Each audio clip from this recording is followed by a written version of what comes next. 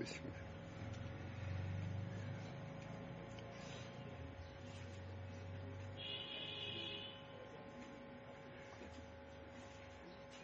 بسم الله الرحمن الرحيم.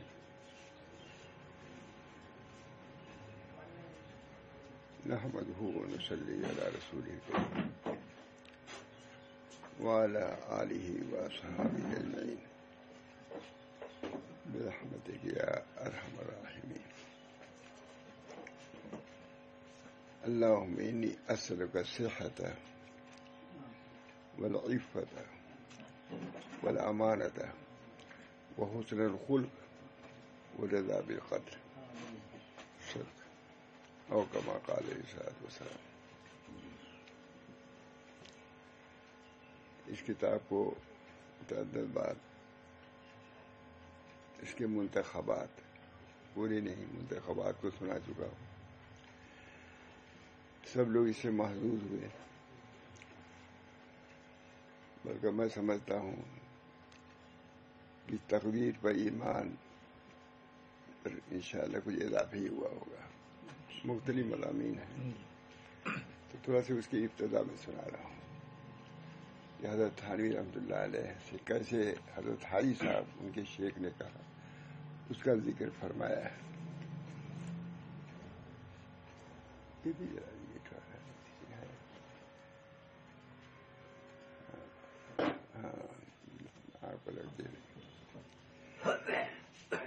حضرت ماشا اشرف علی تھانوی رحمۃ اللہ علیہ حضرت حاجی امداد اللہ صاحب شیخ العرب والعجم کی خدمت میں مکہ معظمہ گئے. اس زمانے میں 6 مہینے کا کورس سمجھا جاتا تھا. 6 مہینہ رہنے کے لیے حضرت حاجی صاحب کی خدمت میں گئے مکہ معظمہ. لیکن حضرت حاجی صاحب رحمۃ اللہ علیہ نے فرمایا 6 مہینہ گزرنے سے پہلے ہی اشرف علی تم چلے جاؤ، تمہارا کام ہو گیا. اس کا مفہوم یہی 6 مہینہ نہیں رہے، اس سے پہلے ہی کہہ دیا کہ تم چلے جاؤ. بہرحال اپنی اصلاح کے لیے اپنی تربیت کے لیے تشریف لے گئے تھے. جب حضرت تھانوی رحمۃ اللہ علیہ مکہ معظمہ گئے تو گھر کے لوگوں نے کہا کہ اشرف علی تو پڑھ چکا تھا، دارالعلوم دیوبند سے پڑھ چکا تھا، اب وہ کیا پڑھنے گیا ہے. گھر کے لوگ کہتے ہیں بھائی اتنا دارالعلوم میں پڑھا. غالباً یہ ہے پہلے پڑھتے تھے، اب گننے کے لیے گئے ہیں. اب وہ دیہاتی لوگ سمجھ سکتے ہم کو بھی ٹھیک سے نہیں چلائی گئے ہوتے بہت برا. ایک تو یہ سیدھے سیدھے دلیا بنا دیا، ایک ایک اس میں باریکی ہوتی ہے نا دلیا میں جو ہوتی ہے تو گننا اسے کہتے ہیں. پہلے اشرفی پڑھتا تھا اب ہاتھ لیے، اب اشرف علی گننے کے لیے گیا. جہاں سے حضرت حاجی صاحب نے کمال تک پہنچایا اور یہاں تک فرمایا کہ 100 سال پہلے اسے ہڈیاں نہیں پکی تھی نہ بعد میں پکی. ایسا کمال تک پہنچایا. کتنا کام کیا. لیکن اس کے باوجود کہا کہ دیکھو تم جا رہے ہو، مولی رشید احمد سے مشورہ کرتے رہنا. ہاں میرے مرنے کے بعد مولی رشید احمد سے وہی سے مشورہ کرتے رہنا. جب حضرت حاجی صاحب کی وفات ہوئی تو ماں تھانوی ماں گنگوہی کے یہاں گئے. یہ حضرت حاجی صاحب کا حکم تھا کہ میرے بعد تم ان کی طرح رجوع کر لینا، تو میں اس لیے آیا ہوں. اب دیکھیے کتنی اطاعت فرما برداری، انہیں یہ یاد ہی نہیں رکھتا آدمی. اور خاص طرف سے اپنے پیر بھائیوں کی طرف رجوع ہونا تو بہت بڑی بات ہے. خود حضرت حاجی صاحب نے تھانوی نے خود لکھا ہے کہ اپنے پیر بھائیوں کی طرف رجوع ہونا تو بہت ظاہر کہ وہاں گنگوئی پیر بھائی تھے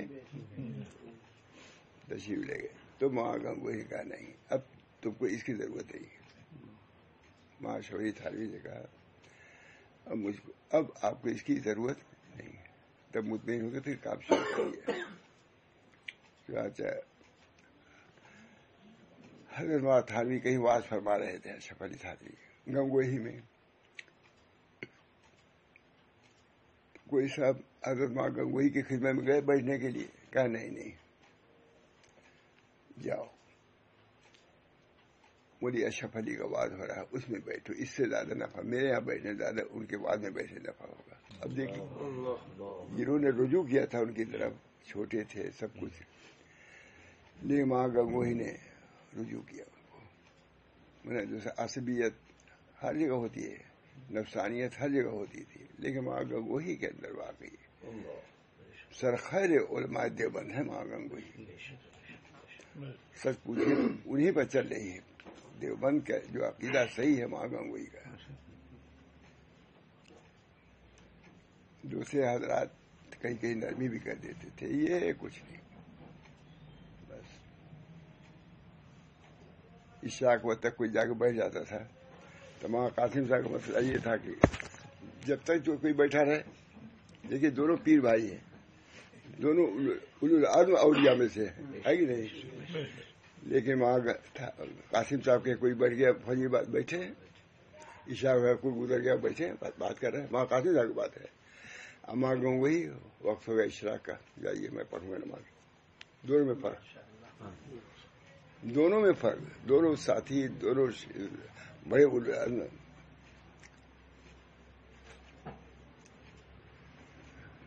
ماں قاسم صاحب سے تعریف کیا ماں گنگوہی نے کہ آپ کلیات کے کہا رہے چھوٹا ہو تم جزیات کے باہر ہو، کوئی تمہارے اتنا ہے ہی نہیں ہے. دونوں پیر بھائیوں میں آپس میں. دوبارہ ماں گنگوہی بڑے آدمی تھے، موت آدمی. اللہ تعالیٰ نے ان حضرات کو امت کے لیے نمونہ بنا کے بھیجا تھا. ماں گنگوہی نے دفعہ فرمایا کہ واللہ نجات منحصر ہے میری اتباع پر. اب یہ اشکال ہوتا ہے، ہمارے حضرت محمد احمد صاحب کہا کہ اشکال ہوتا ہے کہ اس طریقے سے دعویٰ کرنا. صاحب مولانا نے جواب دیا کہ چونکہ اپنے کو متبع شریعت متبع سنت انہوں نے بنا لیا تھا، اس میں آپ یہ دعویٰ کیا. ان کا ہر عمل متبع. بہت بڑے آدمی تھے گنگوہی، کتنی بڑی بات ہے. محمد احمد صاحب نے کہا، یہ جواب دیا کہ یہ ہے یہ کہ چونکہ اپنے کو ڈھال لیا تھا شریعت اور سنت میں، تو ظاہر ہے کہ شریعت اور سنت کی اتباع ضروری. مولانا گنگوہی کہنا تھا کہ کوئی شخص عرس کے زمانے میں گنگو نہ آیا کرے. بالکل حکم تھا کوئی، ورنہ لوگ یہ سمجھیں گے کہ آئے گا عرس میں، سمجھیں گے میرے یہاں سمجھیں گے عرس میں، خلط مت ہوگا. اس وجہ سے بالکل منع تھا کوئی شخص عرس کے زمانے میں نہ آئے. ایک مولوی صاحب پہنچ گئے بیچارے، ان کو پتہ نہیں تھا. کہا یہ آپ کو حکم نہیں معلوم، اصول نہیں معلوم تھا کہ عرس کے زمانے میں نہیں آنا چاہیے. کہا کچھ کہا ہوگا. کہا اچھا اب جائیے لوٹیے. نہیں یہ کہتے ہی جائیے کہ میں عرس میں نہیں آیا تھا. عرس میں کہتے ہوئے جائیے، کئی میل یہ کہتے ہیں میں عرس میں نہیں آیا تھا، تاکہ آپ کے وجہ سے لوگ یہ نہ سمجھیں کہ آپ بھی عرس میں گئے تھے. یہ امت کے لیے خطرے کی بات ہے.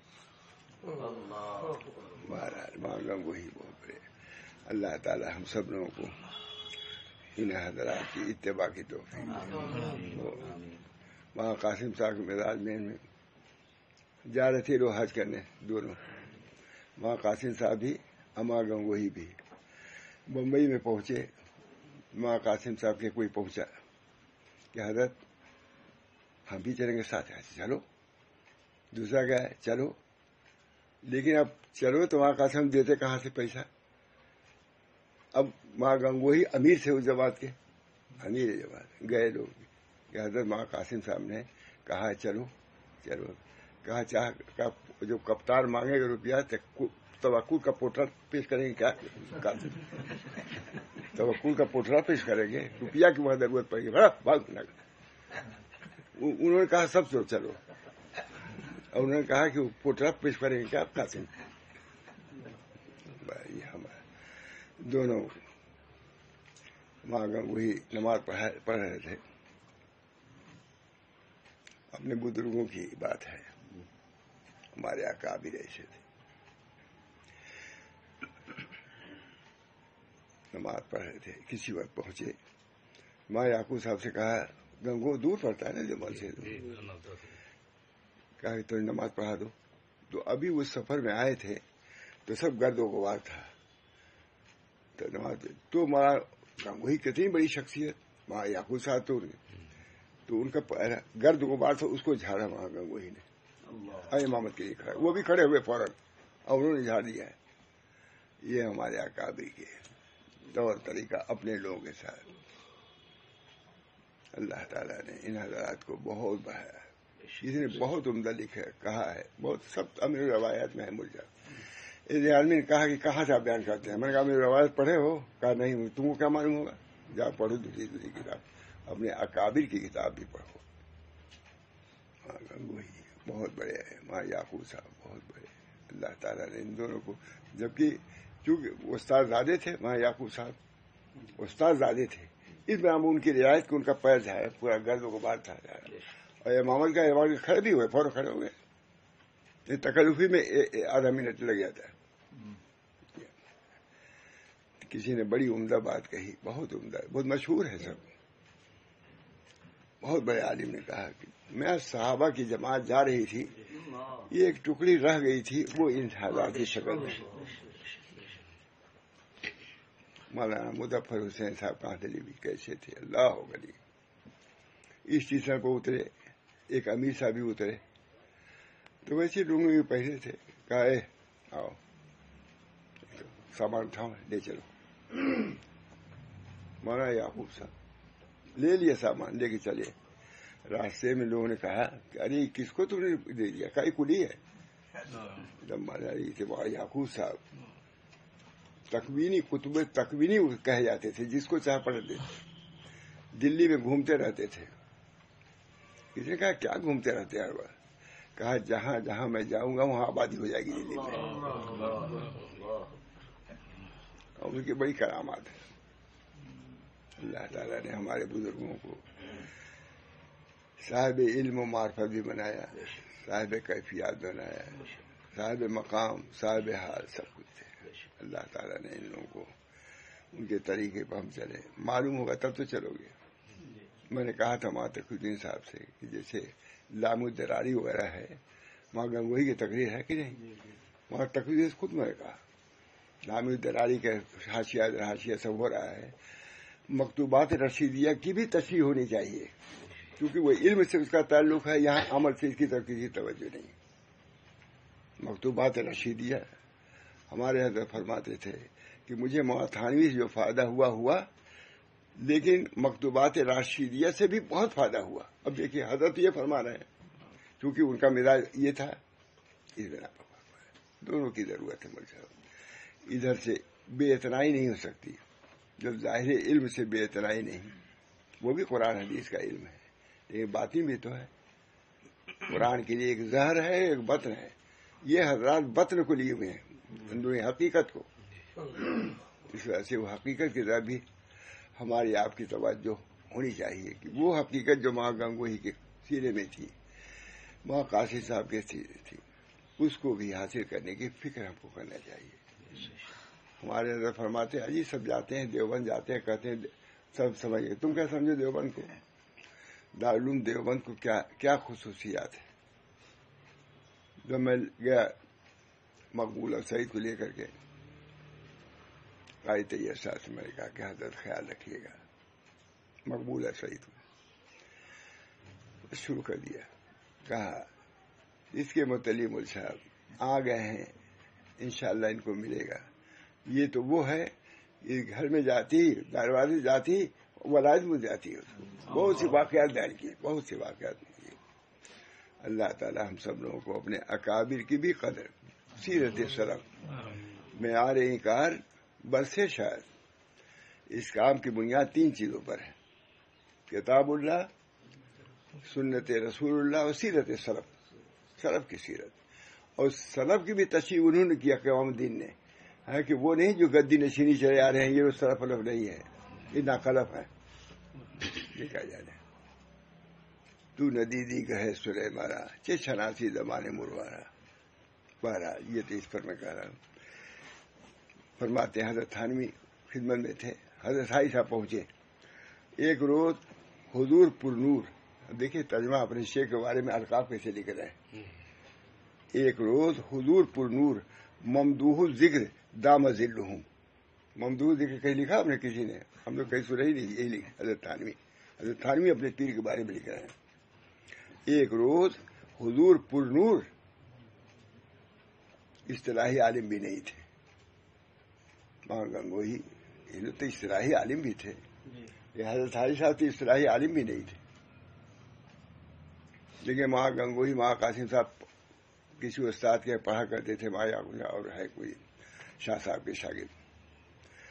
جو حضرت حاجی صاحب جاتے تھے تو سبق بند کر دیتے تھے. ماں قاسم صاحب ماں گنگوہی جس استاد سے پڑھتے رہتے تھے، جب حضرت حاجی امداد اللہ صاحب رحمۃ اللہ علیہ تو سبق بند ہو جاتا تھا. چلو بھائی حاجی آ گئے. یہ کون حاجی آیا ہے؟ ہم لوگ سبق ہی نقرہ کرتا ہے. کہا یہ کون حاجی ہے بھائی، یہ سبق ہی بند کرا دیتا ہے، بہت ناگوار ہے. لیکن کہا کہ ہم نہیں جانتے تھے یہی ہم کو موٹے گا حاجی. یعنی اسی کی طبیعت میں ہم کو جانا ہوگی، اس کی اتباع کرنی ہوگی. ہم نہیں جانتے تھے کہ یہی حاجی جس سے ہم لوگ ناگوار ہو جاتا ہے کہاں سے آ گیا، سبق بند ہو گیا.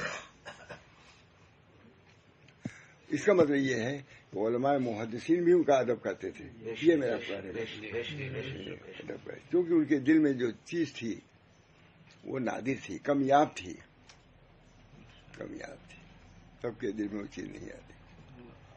اب فرما رہے ہیں ایک روز حضور پر نور ممدوح ذکر دام ذلہم کی سایہ ہمیشہ دائم رہے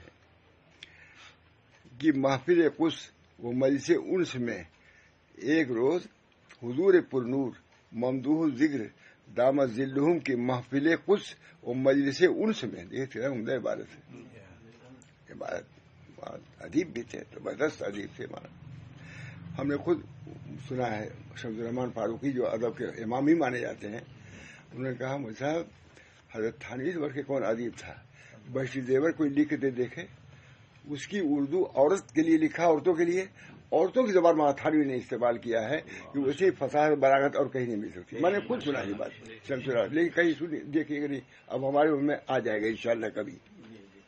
کہیں سنا ہے، میں نے خود سنا یہ بات. شمس الرحمان فاروقی نام سنا ہوگا صاحب. انہوں نے کہا کہ سب سے بڑے ادبی زبان تو بہشتی زیور کی ہے. یہ حضرت نے عورتوں کو مسائل ان کے سمجھا دیا حضرت نے، اور ساری عورت بہشتی زیور رکھتی ہے. یہ ان کے مقبولیت کی رائے. ادب کے اعتبار سے خود شمس الرحمان فاروقی کو میں نے سمجھا کہ ادب کے بھی بہت زیادہ بھائی کمال تھا. بہرحال ایک روز حضور پر نور ممدوح ذکر دامت ذلہم کی محفل قدس و مجلس انس میں کہ منبع فیوض و انوار و معدن برکات و اسرار ہے. اب تعریف کر رہے ہیں مجلس کی. مجلس انس میں کہ منبع فیوض کا منبع ہے، یہیں سے فیوض اٹھتے ہیں. وہ انوار و فیوض کے منبع ہیں، اور معدن برکات و اسرار ہیں، جو برکات و اسرار کے معدن خزانے ہیں. اس میں من جملہ افادات. یہ پہلے مجلس کے حضر کی تعریف کیا، پھر مجلس کی تعریف کیا، پھر اب اصل بات کر رہے ہیں کیا ہے. من جملہ افادات اس مضمون کا بھی تذکرہ ہوا. من جملہ افادات اس مضمون کا بھی، یہ اور جیسے باتیں ہوئیں اس میں یہ بھی بات ہوئی. کیا بات ہوئی؟ اندازہ کے مقبولان الہی مظہر اتم صفت رحمت کے ہوتے ہیں. حضرت محمود ذلہم کو براہ شفقت و دل سوزی خیال ہوا کہ ان غریقان بحر غفلت کو ساحل ہدایت پر لانے کی کوئی صورت نکالی جائے. حضرت حاجی صاحب دل میں آئے کہ سب گمراہی پھیل رہی ہے، اس گمراہی کو دور کرنے کے لیے کوئی صورت نکالی جائے. یہ کیا نکالی جائے؟ ارشاد فرمایا کہ کتاب و تنویر فی اسقاط تدبیر تصنیف حجت اللہ ابن عطا اس مبحث میں خوب ہے. حضرت حاجی صاحب ذہن میں آیا کہ یہ کتاب جس کی ترجمہ کیا ہے یہ خوب ہے، جس کا ہر مضمون مدلل بدلائل عقلیہ اور نقلیہ اور کشفیہ ہونے کے سبب سے مقبول و مرغوب ہے. یہ بھی ترجمہ دیجیے. یہ کتاب جس کا ہر مضمون مدلل ہے، دلائل عقلیہ سے مدلل ہے، اور دلائل نقلیہ سے بھی مدلل ہے، اور دلائل کشفیہ سے بھی مکمل ہے.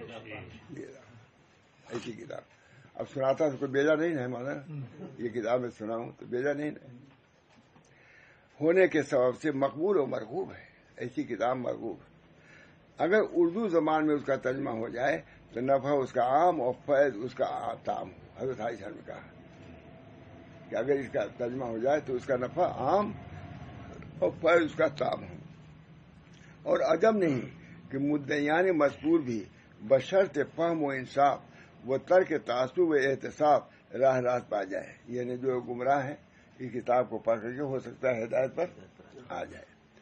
ورنہ اور سادے مسلمان تو اس اعتقاد فاسد اور خیال قاصد سے محفوظ رہیں گے. کب سے یہ کہ جو سیدھے سادے لوگ ہیں کہ تقدیر کا یہ مسئلہ ہے تو وہ تو محفوظ ہو جائیں گے بے ایمانی سے اور کسی کے دام میں نہ پھنسیں گے.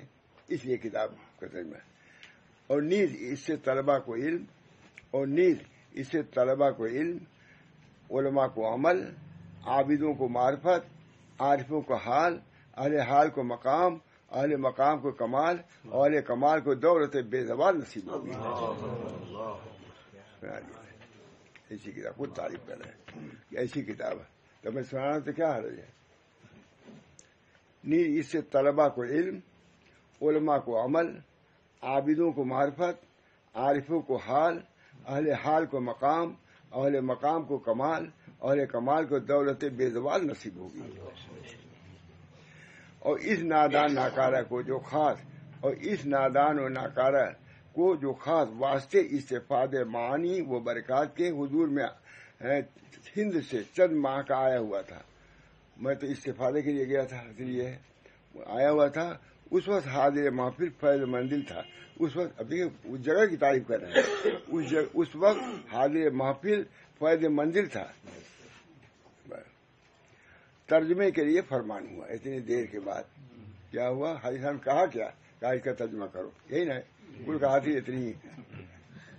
حضرت حاجی صاحب آئے اور کہا ترجمہ کرو. فرمان ہوا جس پر میں باوجود اپنی نااہلیت کے امتثالاً للامر مستعد بدل و جان ہوا. حکم جو ہوا باوجود اپنے نالائکی کے میں مستعد بدل و جان ہوا. روزانہ تھوڑا تھوڑا لکھتا اور حضور میں سنا دیتا روزانہ. اس وجہ سے یہ کتاب وہی مجھ کی تھی. میں نے کہا جب تھانوی اتنی دیر تک اس کو پڑھتے رہے پھر میں نے عربی منگایا. اس کا ڈھونڈا مل گئی کتاب. یہ عربی ہے ہمارے پاس ہے رکھی ہے نہیں پڑھی ہے. اس کو تھوڑا تھوڑا لکھتا اور حضور میں سنا دیتا ہے. یہاں تک کہ بہت تھوڑی مدت میں بحمد اللہ اتمام کو پہنچا اور الاکثیر فی اس باتی تقدیر نام رکھا. میری بد استعدادی و کاہلی پر اس امر کا سر انجام ہوا. میری بد استعدادی اور کاہلی پر اس امر کا انجام ہوا جو محض حضور دامت ذلہم کا فیضان ہے. بعض مواقع پر تفصیل اجمال یا توضیح اغلاق کے لیے ترجمے سے زائد مطلب میں کچھ زیادہ بڑھانا پڑا. بہرحال یہ ہے کتاب. اللہ کا شکر ہے کہ تھوڑا سا سنا دیا. اب تھوڑا سا آخری والا جو کل سنایا تھا بہت اچھا مضمون ہے.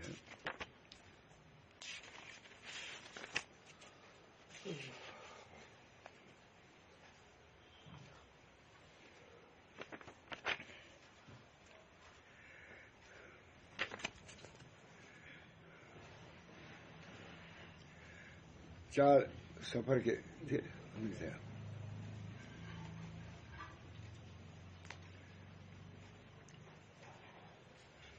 عمر پنجوں.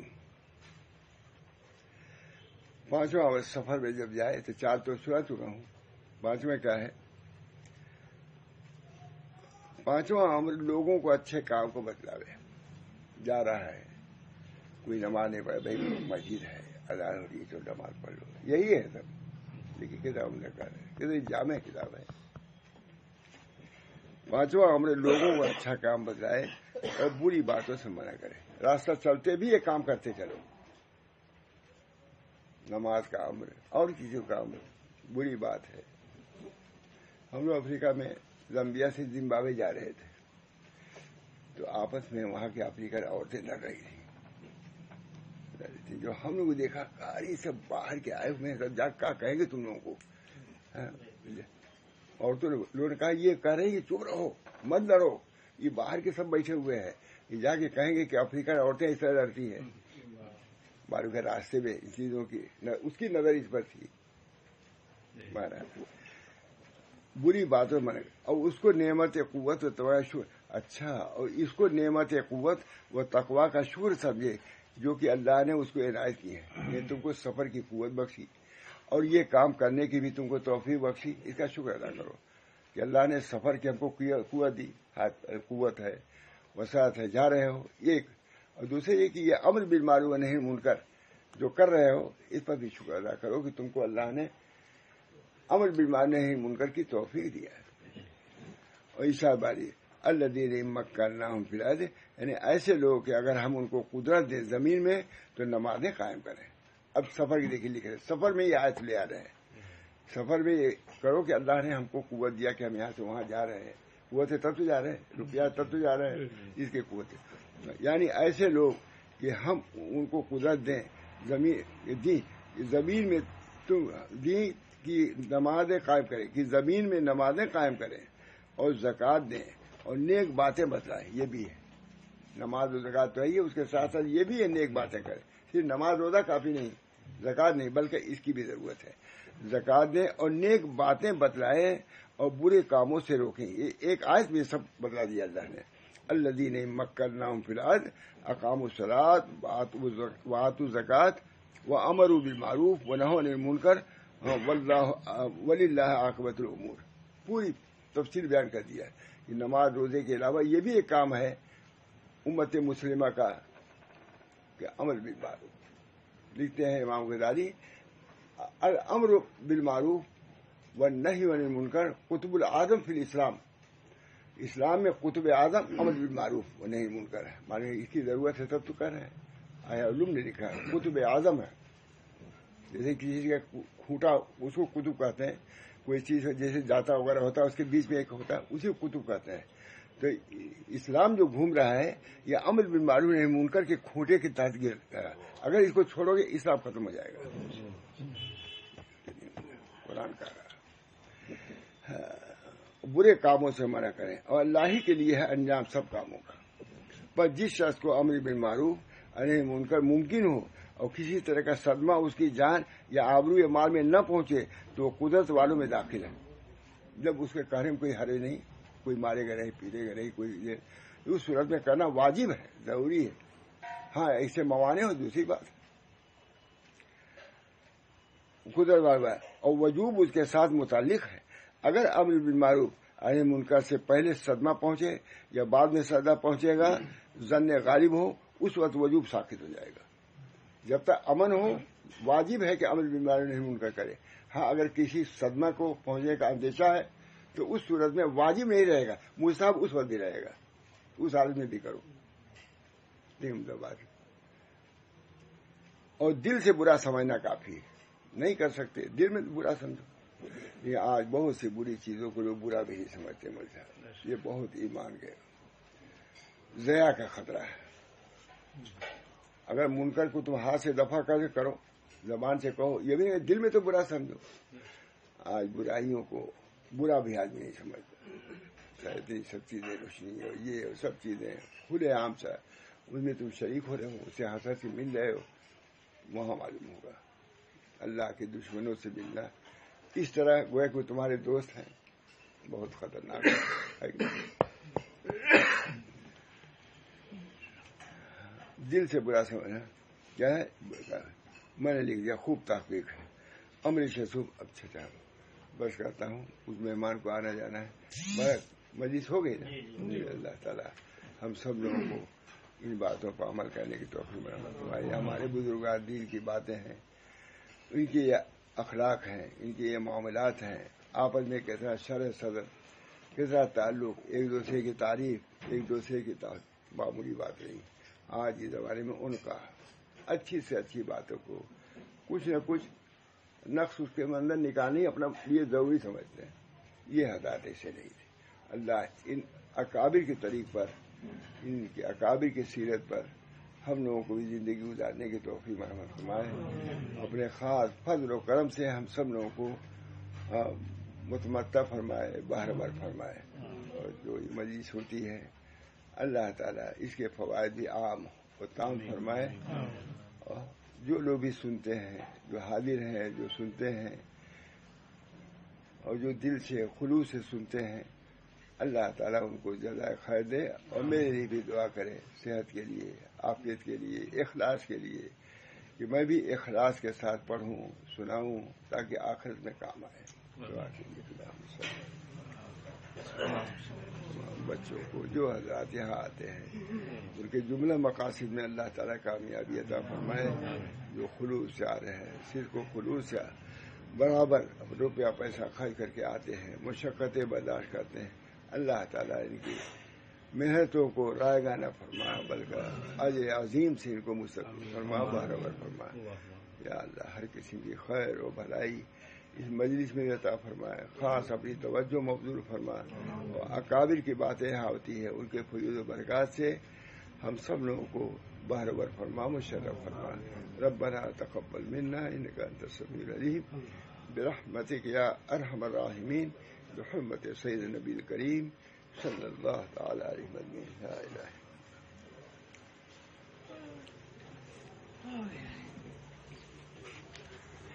الہ